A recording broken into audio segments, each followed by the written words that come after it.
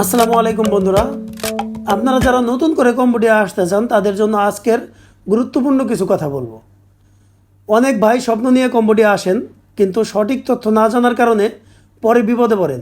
তাই আসার আগে 3টা বিষয় অবশ্যই মনে রাখবেন। আমি আজকে সেই 3টি বিষয় নিয়ে আপনাদের সামনে আলোচনা করব। আপনারা আমার ভিডিওটি টানবেন না, পুরো ভিডিওটি মনোযোগ সহকারে শুনবেন। আশা করি আপনাদের কাজে লাগবে। আমি আপনাদেরকে সঠিক ইনফরমেশন দিব। 3টি বিষয় হচ্ছে, 1 নাম্বার যে বিষয়টা আপনাদের খেয়াল রাখা উচিত সেটা হচ্ছে ভিসার ক্যাটাগরি। ভিসার ক্যাটাগরি কম্বোডিয়াতে 2টি ভিসায় আসা যায়, একটা হচ্ছে টি ভিসা, একটা হলো ই ভিসা। আপনারা কখনোই টি ভিসায় এসে কম্বোডিয়াতে কাজ করতে পারবেন না। কম্বোডিয়াতে কাজ করতে হলে আপনাকে ই ভিসায় আসতে হবে, কারণ টি ভিসাতে এসে আপনি ঘুরে আবার চলে যেতে হবে।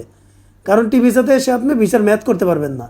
আর ই ভিসাতে আসলে সেই ই ভিসা থেকে আপনি কাজ করতে পারবেন এবং পরবর্তীতে আপনি ভিসার মেয়াদ বাড়াতে পারবেন এবং ইবি ভিসাতে কনভার্ট করতে পারবেন। কিন্তু টি ভিসাতে আপনি এটা পারবেন না এবং কোনো কোম্পানি আপনাদেরকে টি ভিসায় কাজে নেবে না। অতএব এই বিষয়টা গুরুত্বপূর্ণভাবে খেয়াল রাখবেন।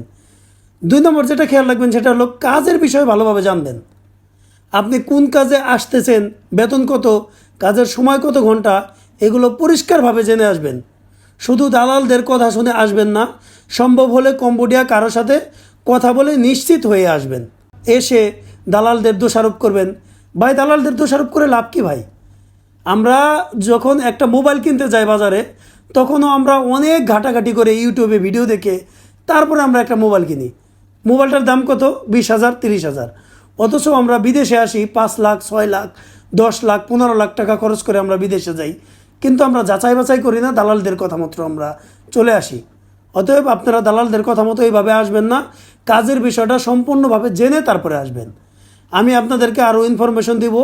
আপনাদের যদি কম্বোডিয়া সম্পর্কে কোনো ইনফরমেশন দরকার হয়, আমার ভিডিওতে কমেন্টস করবেন অথবা আমার মেসেঞ্জারে ইনবক্স করবেন। আমি আপনাদেরকে সঠিক ইনফরমেশন দিব। আশা করি সবাই ভালো থাকবেন, আমার জন্য দোয়া করবেন, আমার ভিডিওটা শেয়ার করবেন। আসসালামু আলাইকুম।